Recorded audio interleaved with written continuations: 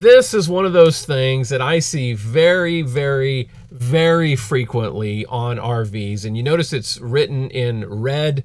The reason it's in red is because it is a life safety issue. And when I say life safety, I mean the safety of your life can be at risk if this situation is in your RV. And I see it all the time, especially in RVs that are older than 5 years.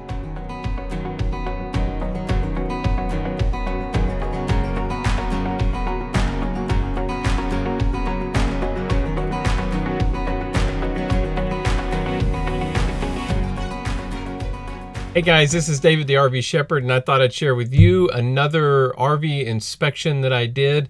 This is on a 2017 Thor. It's a Thor Challenger motorhome, a 37LX, and I did this one, several weeks ago. And this one's very different from the last one that I did. The last one I did was fairly new. It was only like a year or two old.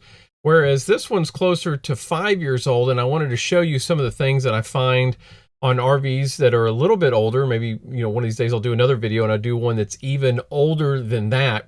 If you like this kind of information, you like learning about RVs, you're thinking about buying an RV, I encourage you to subscribe and to like this video because this has a lot of stuff in it that can help you out before you buy an RV. So let's check it out.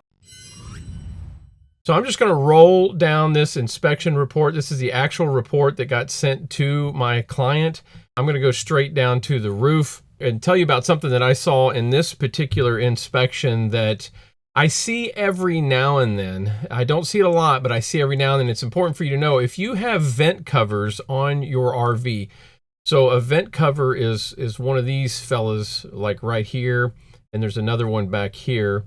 And then looking at it from a different angle, there's one right here, there's one right here, and there's another one in the very back. This black thing in the middle and this black thing here, those are air conditioner covers, but these three are all vent covers. And so what that is you have the vent that can open to let air in and out, and all RVs don't have a cover, but the cover is on top of that, so that basically you can have the vent open even if it's raining and not have to worry about rain coming in. But let me show you the problem I saw with these vent covers. And again, I see it every now and then. Let me get to that part. And that is this right here. Somebody, right, previous owner, went and put sealant on top of the vent cover shroud. There should not be any sealant here. The vent covers are designed to be opened so that you can get to the actual vent. That way, if you have a problem with your vent, or if your vent needs to be sealed, then that's where you would put sealant, but not, I repeat, not right here on the outside lip. And you can kind of tell it's kind of a mess. Right here where I'm moving my cursor, and another one right here, you can kind of see those are actually clips that pull out so that you can so you pull the clips out and then you can flip that lid up so you can get underneath. And that's the way it's supposed to be. This is not the way it's supposed to be. So please do not seal your vent shroud, your vent lid covers on top of your RV. Another thing I noted on the inspection is that this rust right here, and maybe that's why, maybe the previous owner thought there was an issue that needed to be sealed because of this rust. And typically when you see rust here, it's almost always from either these retaining pins or sometimes it's a retaining screw that's right there. There's maybe a screw you have to unscrew to be able to lift that vent cover off. And there's pictures from all three of them that had different levels of rust. Again, that rust is not the roof. That rust is the retaining bolts or retaining clips for those vent covers. And then the other thing I saw was the sealant kind of around the edge of the entire roof. I only saw it in one place, and that was right here. This black thing right there is actually the ladder, where the ladder comes up and over the top of the RV. This is a vent cap for a plumbing vent. So this black thing here and this black thing here is the ladder. And right where the ladder comes up, this is the rear ridge cap. So this is where the rear cap meets the roof. and there's a seam right there, and that whole seam should be sealed. But right here, where this arrow is pointing, there's this long skinny line, and right here where this arrow is pointing, this long skinny line, that's a gap in the sealant. It's kind of interesting that that's the only place it was, and my guess it's from people going up the ladder and actually stepping on that metal trim piece right there. And so that's a place where water can get in. I didn't see any signs of water damage on the inside, but this is the kind of thing you want to look for when you're doing an inspection or getting an inspection of your roof every year. You should always get an annual roof inspection to see little things like this before they become big problems. The rear end cap on this RV is a fiberglass. It's a molded fiberglass cap, and it's kind of put on the back. But the ladder is mounted in that same area. And if I remember right, there were 6 or 8 ladder mounts. There was the 2 on the top. There was these 2 in this picture, which are near the top of the wall. There's 2 lower down, and then there's 2 that are at the very bottom of the ladder. So that'd be 8. Of all 8, this one right here is the only one that flexed. And so if you're grabbing the ladder and you're pulling on it, that one would flex, and what it would do is it would pull the entire wall. So you've got this ladder mounted to it, and what it should be is really firm, but instead when you pulled on the ladder, the entire wall would flex, making me think that this thing was probably only bolted to the very outside fiberglass layer instead of being bolted all the way through to some kind of frame component. I did call the manufacturer to verify that it should not be flexing, and they said it should not be flexing. It should be secure as all the rest of them. And that's kind of one of those things that the dealership tried to tell me. It's like, well, that's just the way it is. I'm like, no, the dealer or the manufacturer says that is not the way it should be. I'll tell you that one more little tip of advice. Don't be afraid to pick up the phone and call the manufacturer of your RV. Almost every manufacturer has someone at the company level that is in charge of each model of RV. So like in this case, this is a Thor Challenger. So I was able to talk to the person who was the manager, the coordinator, the program manager, I don't know what they call them, but of the Thor Challengers, and specifically for this year. And when I was talking to her, she was able to look up very specific information, every little detail about it, and be able to tell me that, no, this should not be flexing like this. And that's a great way to get solid information, because sometimes maybe you're looking at buying an RV and the owner is saying, well, that's the way it's always been. Or maybe you're at a dealership and the dealer tells you, well, that's the way it's supposed to be. Or maybe you're working on your own RV and you're not sure how it's supposed to be. Is this supposed to be like this, or is it not? When you're really in doubt and you haven't been able to figure out by other means, look up the company, give them a call, go to their website, and there's probably a person there. Again, Thor has one. I've called several other companies and they all have one. It's a great resource to be able to get specific and verifiable quality information about your RV. This is another place where there was some sealant missing. And again, sealant's a big thing. Water intrusion in an RV is a big, big deal. You do not want water to get into your RV. And right here, this is where the roof, this is the front end cap meets the side wall coming down from the roof, and there's this piece of trim. And right here in this area, there was a big gap. I could almost put my whole finger in it. So what's going to happen is as water is running off the roof when it's raining, that water is going to end up going inside that hole into the window frame and around the window, and wherever it goes from there, it's going to go inside the RV and create some damage. So you don't want that kind of thing to go on there. Also here, this is kind of a similar thing. This is the side of the passenger window. So the cockpit area, passenger window on the outside. You can see right here by these arrows, it's probably kind of hard to see from this picture, but see down here how it's all smooth looking, and most of up here is kind of smooth looking, but where these 2 arrows are, and also this little spot here, the sealant's kind of cracked and not looking so good. So I noted that, so that could get fixed. On an RV like this is 2017, so this is like 5-6 years old. You have things like rust. You know, the furnace panel, just about every screw that was in there was rusty. I noted that. There's a couple little scratches and dings on some of the side panels. This was interesting, and I remember having to talk to the RV technician at the dealership because he couldn't figure out what I was talking to or what I was talking about. So I ended up getting on a ladder going up, and he's standing on the ground, and I'm showing him this sealant tape that goes all the way down from one end of this slide out and curves over this corner. You can kind of see it in this picture, but right here where these arrows are pointing, the tape wasn't even touching the roof. And so you could get your finger under there and you could flick it and it would kind of bounce up a little bit, and not bounce, but it was like you could tell that it was not even connected at all. So this is just a place, because it's also near the end where if rain is coming kind of diagonally, then then it may not go well. Water may get inside the RV.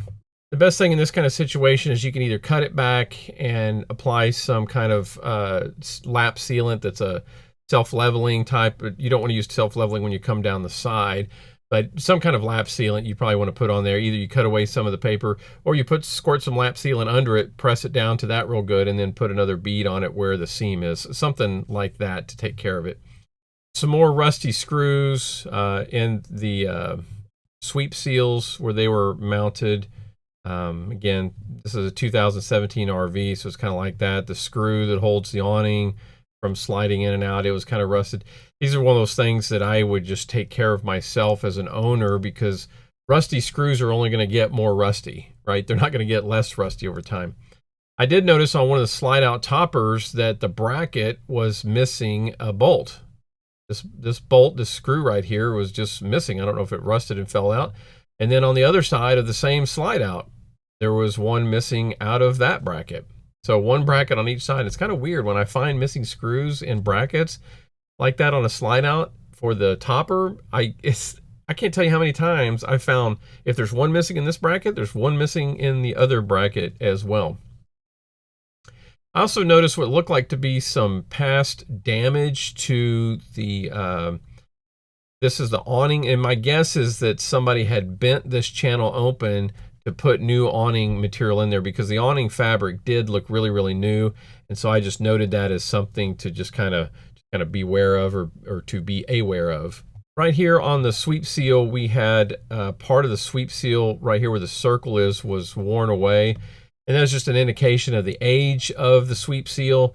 It does create a small place where water can get in. Sweep seals aren't perfect, but they significantly improve your slide out and the opening between the main wall of the RV and where the slide out is. It significantly improves its capability to wick water away from those entry points. But when you get a hole in it, probably from rubbing on this piece of trim piece and the little screw heads over the years, again, a 5-year-old RV, then you can expect some kind of wear like this. But this is when you're getting time that you probably want to start thinking about replacing your sweep seals. And typically those aren't a big deal to do. This was interesting. So this had on the street side, or what we'd call the driver's side, or the inspector or RV technician would call the street side, had a full wall slide out. So this slide was from right behind the driver's seat all the way almost to the very back of the RV. And it had several of these, basically these are roller plates, that the rollers for the slide, because the slide rolls on these round tubular shaped rollers, kind of like a rolling pin, and the slide rolls on those to come in and out. Plates were missing screws. This one was missing a screw right there. This one was missing a screw. This one further down was missing a screw. And they were also pulling away. You can see from the shadow right here in the circle that plate was pulling away from the bottom of the slide out. At worst case, it's only going to get more loose, and then you're going to end up with some major problems, especially if something happens while it's in. That plate falls down enough, and then when you go to slide the slide out, it ends up hitting the bottom of a wall or something, and that could just create a massive, massive problem. So you do not want something like this to be left unattended in your RV. I also noticed that this one was pretty well bent a little bit, and I think the refrigerator might have been right over this one. I can't remember, but maybe there's just some extra weight right there. Or that roller was actually adjusted higher, so that roller is bearing more weight of the slide out instead of it being distributed evenly across all the rollers. This slide out here had some alignment issues front to back. Said right here that it was slightly forward, preventing the rear sweep seal from making full contact. And it's kind of hard to see in here, but this is the forward sweep seal, and the forward sweep seal is making fantastic contact, meaning that if the sweep seal is this wide and it's, let's say it's this wide and it's supposed to flex, then it's flexing, and a good half of the sweep seal flex rubber piece is actually touching the side of the RV. That's how it keeps water out. But on the other side, this is barely making contact, if any at all. So it should be, if this is the wall, the sweep seal should be laying against it, but instead the sweep seal is just kind of like hanging there, or almost not touching by even maybe like 1/8 of an inch. And this is looking up, but as water comes raining down, it will just go inside that sweep seal. Also do an undercarriage. This is just a bunch of pictures looking at the underside, so that my client, the prospective buyer, can see that this is what the current condition of the RV is. I am planning to add pretty soon 3D images. That's going to be kind of cool. You'll be able to actually rotate around and look at whatever you want to look at. But I just kind of work my way from the front to the back, taking general pictures of the RV, and including in there things like the transmission pan. Make sure it doesn't have a leak from the transmission fluid pan. One of the things that I noted on this RV was that the oil pan, right where the plug is for when you change the oil, had some wet oil on it. Now, I don't know. That's one thing about doing an RV inspection. I can't always determine, actually usually I can't determine exactly what caused that issue to happen. Like, I can look at it and say that there's wet oil and it shouldn't be there, but is it there because the oil's recently been changed? I don't know. Like, I can look and see if the oil's fairly new, but I don't know if that's why it's wet in that one spot. So in either case, I mentioned it to him. I said, I don't think it's a big deal. Worst case scenario, if it is continuously leaking, obviously you want to just keep a watch on your motor oil for the engine. But second to that is, the next time you have your routine maintenance done where you're getting your oil changed, tell the mechanic who's doing it so that they can either reseal it or put a new drain plug in it or whatever. So not a big deal, but something to be aware of and to monitor if you need to. This RV also had some hydraulic fluid in weird places. So where I first noticed it was towards the back of the RV. There was this orange hose here is a hydraulic hose that goes to the jacks, the stabilizing jacks that get put down to help the RV not rock and roll so much when you're living in it. And I could see wet hydraulic fluid all the way down this whole area, but I couldn't identify any specific leaks. As I kept moving forward, I noticed these two screws, and I don't know if you can see those real well, but there's actually hydraulic fluid hanging from the bottom of those screws. And I'm like, well, those screws might be over here, which is where the hydraulic pump is actually mounted. And I have these arrows pointing here because this is all wet with hydraulic fluid. The base of this was wet with hydraulic fluid. And again, one of those things where I can't exactly say what the cause was, but I can say that there's hydraulic fluid where there shouldn't be hydraulic fluid.